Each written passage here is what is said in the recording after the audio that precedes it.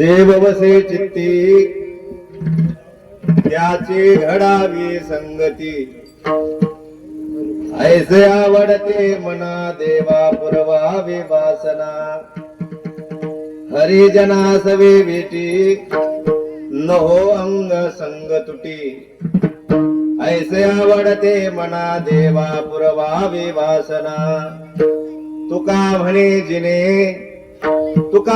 जिने भले संता संगष्टने, ऐसे आवडते मना देवा पुरवावी वासना, पांडुरंगा करू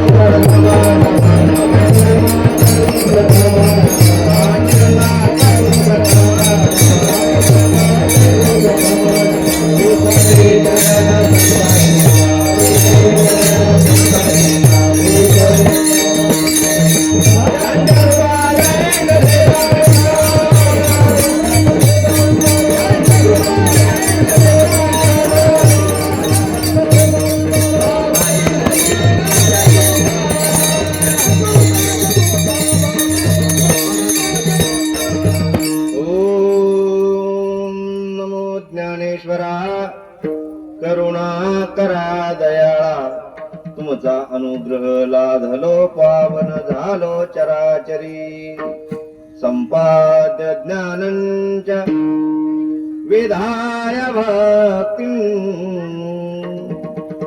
विलोकितो येन समाधिराज, वैराग्यवंतम सुविचारयुक्तम, नमामि जोगम शिरसा गुरुंतम, मस्तक माझा पायावरी,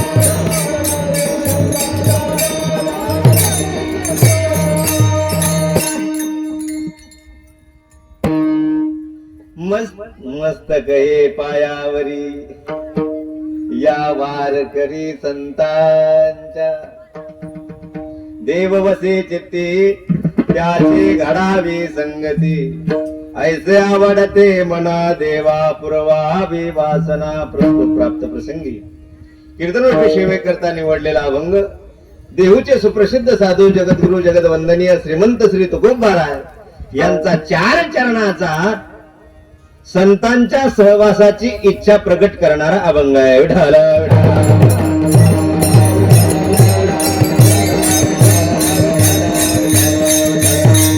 अभंगावर बोलण्यापूर्वी थोडासा परिहार देणं वक्त्याचं कर्तव्य आहे की किम निमित्ताने या ठिकाणी आपण जमलेलो आहोत. आपल्या सर्वांना माहिती आहे की आजचा हा जो दिवस आहे तो अत्यंत पवित्र आणि पावन असलेला आजचा दिवस. आजच्या दिवशी भगवान दत्तात्रय किंवा स्वामी दत्तात्रय, आपण त्यांना भगवानही म्हणतो आणि सद्गुरु सुद्धा म्हणतो. म्हणून नाथ महाराजांनी त्यांचं वर्णन करताना असं वर्णन केलेलं आहे की प्रथम नमन करू दत्तात्रया, करू प्रथम नमन, द्वितीय चरण श्री गुरुची या, श्री गुरुच्या चरणा प्रणाम. अशा प्रकारचे नाथ महाराजांनी वर्णन केलंय. जसं आपण पांडुरंगा करू प्रथम नमन, तसं नाथ महाराजांनी गुरु दत्तात्रयाबद्दल जे वर्णन केलेलं आहे त्यांनी तसं वर्णन केलंय की दत्तात्रया करू प्रथम नमन. त्या भगवान श्री गुरु दत्तात्रयाचा आजचा हा प्रगट दिनाचा कालखंड. विठ्ठल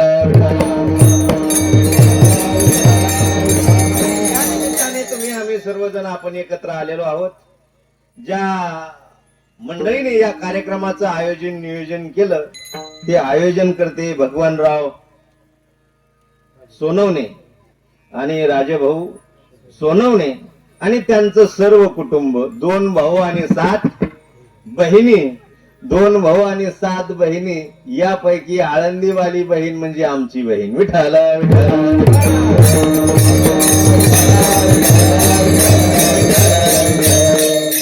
आमच्या बहिणीकडून आणि भाषाकडून हे कार्यक्रमाचं आमंत्रण आम्हाला या ठिकाणी मिळालं. आळंदीमध्ये आम्ही राहत असताना ज्यावेळी सद्गुरु जोग महाराज वारकरी शिक्षण संस्थेमध्ये आम्ही अभ्यास करत होतो, त्या कालखंडामध्ये म्हणजे आमचा काल 98चा जवळजवळ 98-99 आणि 98-99च्या त्या कालखंडामध्ये खाण्याकरता लय पंचायती असायच्या.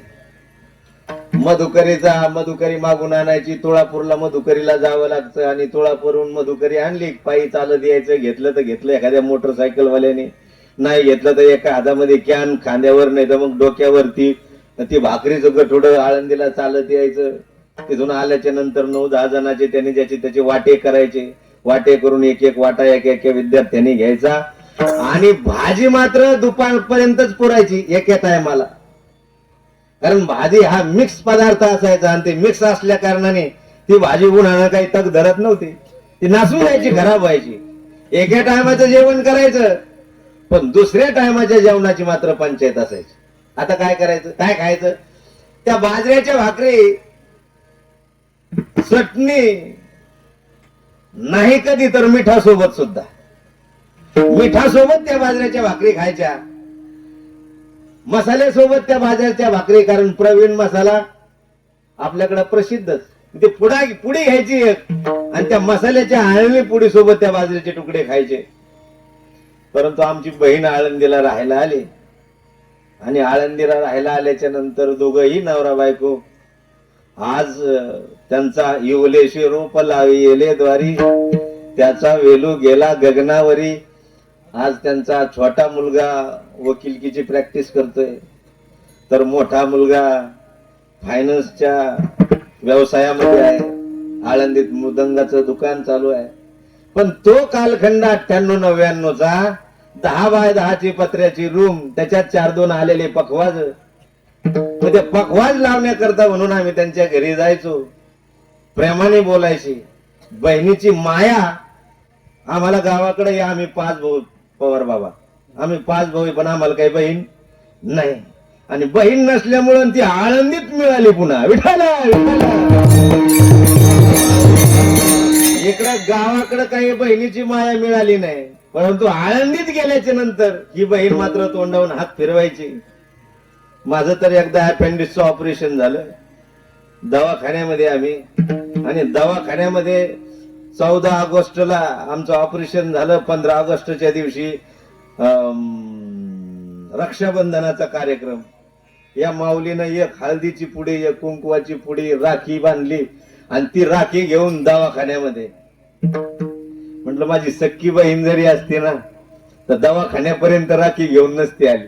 कारण ती म्हणली असती, हे काय फाटक्या कपड्याचं काय देईन आपल्याला, काय टाकीन माझ्या ताटामध्ये.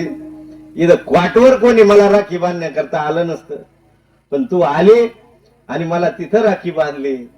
ती बहिणीची माया आळंदीमध्ये मिळाली आणि ती बहीण, मग आम्ही आळंदीत जायचो. घरी इकडे कुठके खायला नाही, त्या मसाल्यासोबत खायचे, पण पखवाज लावण्याच्या निमित्ताने त्यांच्या रूम मध्ये जाऊन बसायचो.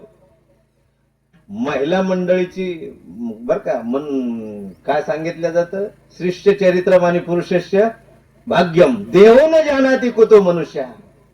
स्त्रीची बुद्धी ही इतकी तीक्ष्ण असते, कोणाची नजर कशी आहे तो प्रेमाने पाहतो की पापाने पाहतो, हे जितकं स्त्रीच्या नजरेला कळेल तितकं पुरुषाच्या कळणार नाही.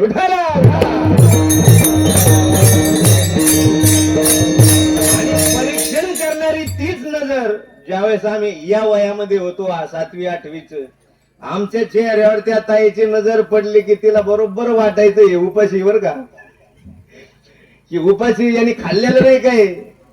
आणि मग ती ताई म्हणायची, माऊली अरे जेवण कर ना.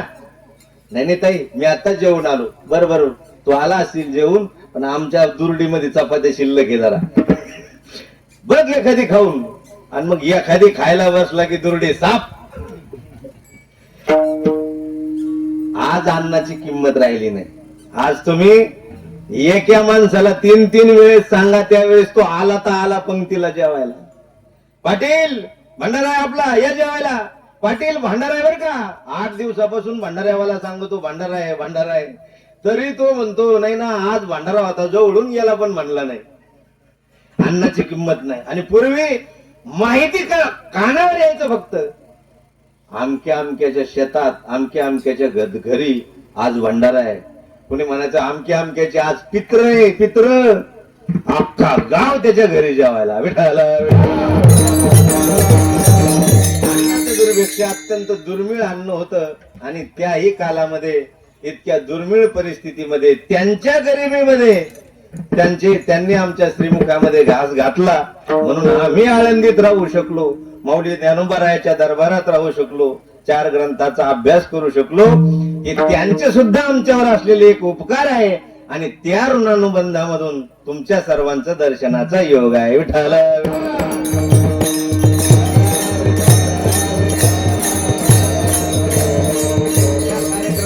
मध्ये उपस्थित असणारे ज्यांचे हे सर्व विद्यार्थी आहेत ते आमचे आदरणीय भक्त हरिभक्त परायण प्रल्हाद महाराज या ठिकाणी टाळ घेऊन उभे आहेत.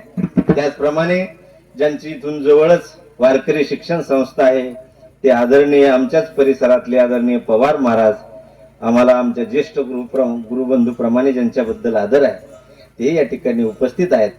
आदरणीय हरिभक्त परायण भगवान महाराज, सुरदासजी महाराज आणि तुम्ही सर्व गावातील टाळकरी मंडळी, सुंदर साऊंड सिस्टम आणि माझ्यासोबत आलेले माझे ज्येष्ठ गुरुबंधू, आदरणीय माझे बालमित्र हरिभक्त परायण. मृदंग पण फार छान वाजवतात, पण मला अगोदरच लखननी सांगितलं होतं की पवार महाराज मृदंग वाजवायला आहेत. म्हणलं ती अशी चौरंगीची रे की ते म्हणायला सुद्धा उभा राहतील. म्हणून आमचे हरिभक्त परायण उद्धव महाराज बापू आमचे या ठिकाणी गायनाच्या साथीला आहेत. आणि माझ्यासोबत आलेले आमचे शिंथ वादक, कथेमध्ये सुंदर शिंथाची साथ जे करतात, भजनही गातात आणि त्यांचं स्वतःचं युट्यूब चॅनल आहे. म्हणून आज शूटिंग करण्याकरता स्वतः बसलेले आहेत. ते म्हणे आहे आता महाराज या ठिकाणी म्हणण्याकरता आम्ही थोडस रेकॉर्डिंग करतो. पण आता वेळ फार कमी आहे. 11:15 वाजलेले आहेत आणि 12 वाजता पुष्पवृष्टी झाली पाहिजे असा आपला नियम. विठ्ठला विठ्ठला.